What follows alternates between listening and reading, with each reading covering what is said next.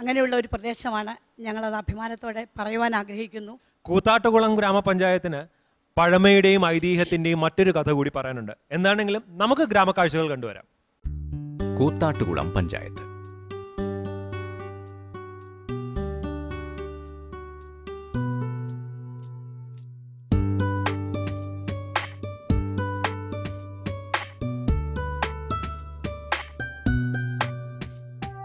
പണ്ടൊരിക്കൽ ഒരു ആദിവാസി സ്ത്രീ കാട്ടുകിഴങ്ങ് പറിക്കുവാൻ ഭൂമി മാന്തിയപ്പോൾ പാരകൊണ്ട് മണ്ണിൽ മറഞ്ഞുകിടന്ന ശിവന്റെ പ്രതിമയുടെ തല പൊട്ടി ചോരയൊഴുകിയെന്നും ഇത് കണ്ട് ഭ്രമിച്ച സ്ത്രീ കൂത്താടി നടന്ന സ്ഥലം പിന്നീട് കൂത്താട്ടുകുളമായെന്നും ഐതിഹ്യം.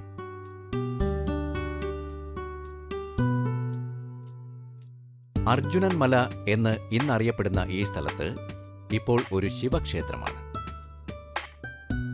ഏറ്റവുമധികം സ്വാതന്ത്ര്യസമര സേനാനികൾ ഉണ്ടായിരുന്ന പഞ്ചായത്താണ് കൂത്താട്ടുകുളം. ഏറ്റവുമധികം പെൻഷൻ വാങ്ങുന്ന സ്വാതന്ത്ര്യസമര സേനാനികളും ഈ പഞ്ചായത്തിലാണ് ഉള്ളത്. 100 വർഷം പഴക്കം ചെന്ന ഈ പോലീസ് സ്റ്റേഷൻ സ്വാതന്ത്ര്യസമര സേനാനികളുടെ സ്മരണയ്ക്കായി നിലനിർത്തിയിരിക്കുന്നു. 1500 വർഷത്തിലധികം പഴക്കമുള്ള വടകര പള്ളി, 1000-ലധികം വർഷം പഴക്കമുള്ള ശിവക്ഷേത്രം,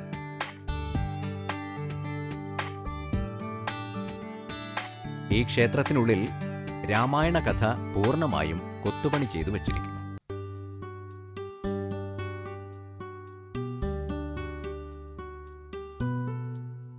CJ സ്മാരക ലൈബ്രറി ഇപ്പോൾ സ്ത്രീകളിൽ വായന വളർത്തുന്നതിനുള്ള വായനശാലയായി പ്രവർത്തിക്കുന്നു. സെന്റ് ജൂഡ് ഷ്രൈൻ, ഏഷ്യയിലെ ഏറ്റവും വലിയ വിളക്ക് ഈ പള്ളിയിലാണുള്ളത്. എല്ലാ ചൊവ്വാഴ്ചകളിലും ഈ വിളക്ക് ഭക്തർക്ക് കത്തിക്കാം.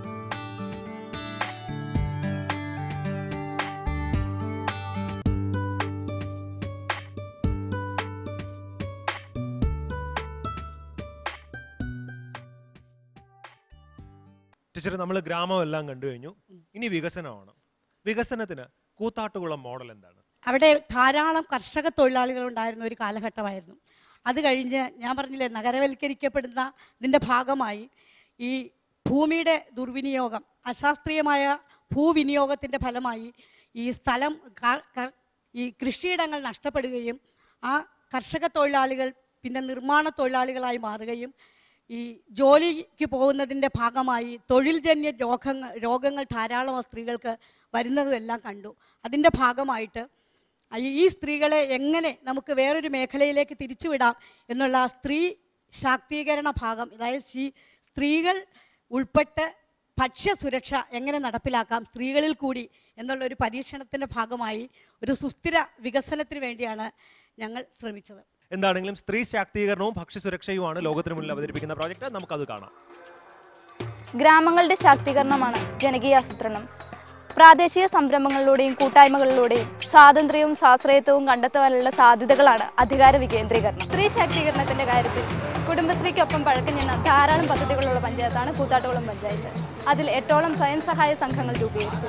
ഒരു കറുപ്പൊടി യൂണിറ്റും ഒരു സോപ്പ് നിർമ്മാണ യൂണിറ്റും ഒരു പലചരക്കടിയും അതിലുണ്ടായി. എന്നാൽ അവയെല്ലാം പല കാരണങ്ങളാൽ പ്രവർത്തനരഹിതമായി.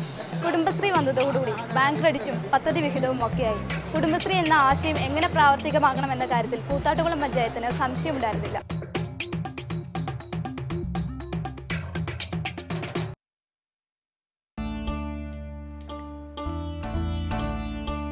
ഭക്ഷ്യസുരക്ഷയെ കുടുംബശ്രീയും തമ്മിൽ ഘടിപ്പിക്കുന്നതാണ് ഒരു പദ്ധതി.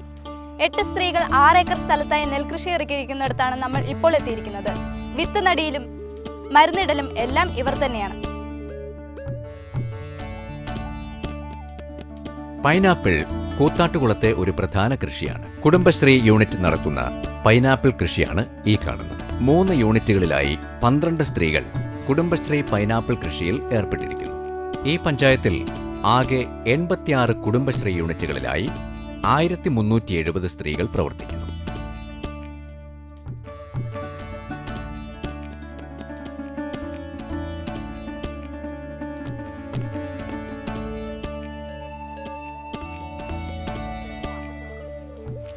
പഞ്ചായത്തിലെ 2 കുടുംബശ്രീ യൂണിറ്റുകൾ ചേർന്ന് നടത്തുന്ന ജൈവകൃഷി തോട്ടത്തിലാണ് നമ്മളിപ്പോൾ എത്തിയിരിക്കുന്നത്. പച്ചക്കറികളായിരുന്നു ഇതിനു മുൻപേ ഈ തോട്ടത്തിൽ നട്ടിരുന്നത്.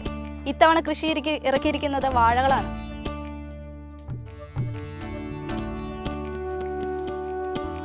ഒരു പ്രദേശത്തിന്റെ ഭക്ഷ്യസുരക്ഷയിൽ ഇത്തരം ചെറിയ സംരംഭങ്ങൾക്കും കൃഷിക്കും എത്രത്തോളം പങ്കുവഹിക്കാൻ കഴിയുമെന്ന് നമുക്ക് ഇവിടെ നിന്നും മനസ്സിലാക്കാം. പന്നി വളർത്തലും ഒരു പ്രധാന കൃഷിയാണ്.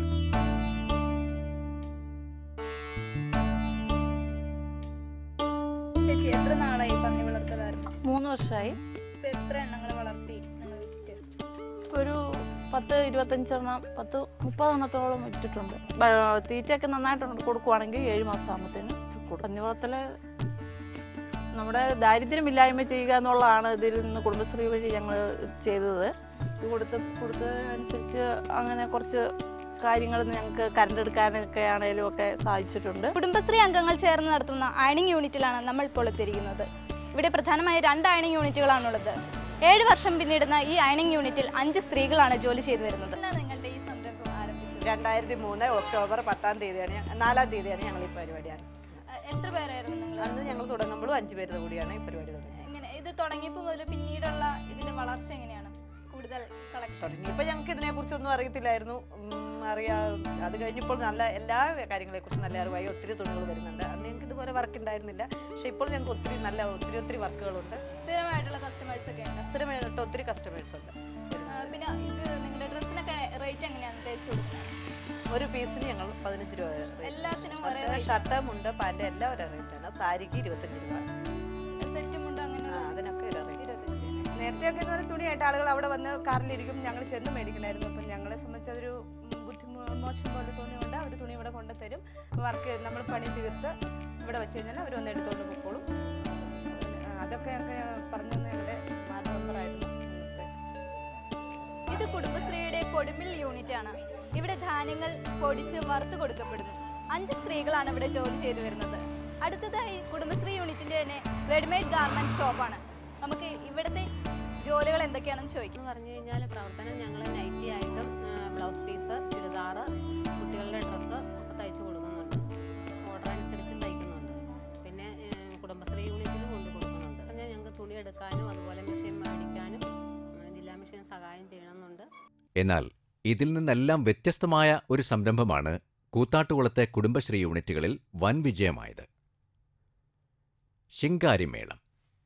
ആദ്യകാലങ്ങളിൽ പലരും സംശയത്തോടെ നോക്കിക്കൊണ്ടിരുന്ന ശിങ്കാരിമേളത്തിന് ഇന്ന് ആവശ്യക്കാർ ഏറെയാണ്. അന്യസംസ്ഥാനങ്ങളിലും ശിങ്കാരിമേളത്തിന് നല്ല ഡിമാൻഡാണ്.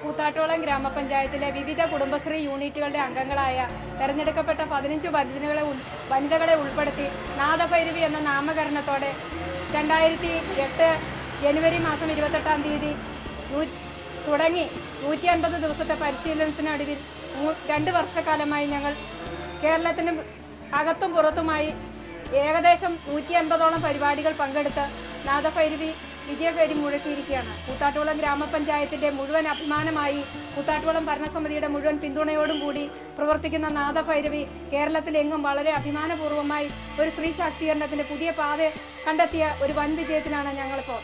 15ഓളം സ്ത്രീകൾ വളരെ ആഹ്ലാദഭരിതരായി സമചിത്തതയോടെ പുരുഷന്മാർ മാത്രം കൈയടക്കിയിരിക്കുന്ന വേദികളിലൊന്ന് കൈയടക്കി നിൽക്കുന്ന ഒരവസ്ഥയും ഈ കൂത്താട്ടുകുളത്തിന് ഏറെ അഭിമാനിക്കാൻ കഴിയുന്ന ഒരു കാര്യമാണ്. 15 കുടുംബങ്ങൾക്കും നല്ല ഒരു വരുമാനദായകമായ പരിപാടിയാണ് ഇത്. ഞങ്ങൾക്ക് എല്ലാ വിജയങ്ങളും പകർന്നു തന്നുകൊണ്ടിരിക്കുന്നത് കൂത്താട്ടുകുളം ഗ്രാമപഞ്ചായത്തും അതിലെ ഭരണസമിതി അംഗങ്ങളുമുണ്ട് പിന്തുണയോടെയാണ് ഞങ്ങൾ ഇത്രയും വൻ വിജയത്തിൽ എത്തിച്ചേർന്നിരിക്കുന്നത്. ഇനിയും ഒരുപാട് പരിപാടികൾ ഞങ്ങൾ ബുക്കിംഗ് ചെയ്തിട്ടുള്ളതാണ്. വരും നാളുകളിലും ഞങ്ങൾക്ക് എല്ലാവിധ പ്രചോദനങ്ങളും കൂത്താട്ടുകുളം ഗ്രാമപഞ്ചായത്തിന്റെയും ഇവിടെയുള്ള ജനങ്ങളുടെയും പിന്തുണയോടുകൂടി ഞങ്ങൾ മുന്നോട്ട് പോകുന്നു. കുടുംബശ്രീ സംരംഭങ്ങൾ മാത്രമല്ല കൂത്താട്ടുകുളത്തെ സ്ത്രീ ശാക്തീകരണ പരിപാടികൾ. സ്ത്രീകൾക്ക് നേരെയുണ്ടാകുന്ന അതിക്രമങ്ങൾ റിപ്പോർട്ട് ചെയ്യുവാൻ ഒരു ജാഗ്രതാ സമിതി ഈ പഞ്ചായത്തിൽ നിലവിലുണ്ട്. 2 വാർഡ് മെമ്പർമാരും പഞ്ചായത്ത് പ്രസിഡന്റും ഒരു സബ് ഇൻസ്പെക്ടറും ഒരു അഡ്വക്കേറ്റും ചേർന്നതാണ് ഈ സമിതി. കൂത്താട്ടുകുളം പഞ്ചായത്ത് 2009 സ്ത്രീ പദവി പഠന റിപ്പോർട്ട് പ്രസിദ്ധീകരിച്ചു. സ്ത്രീ പദവി പഠനവുമായി ബന്ധപ്പെടുത്തി 140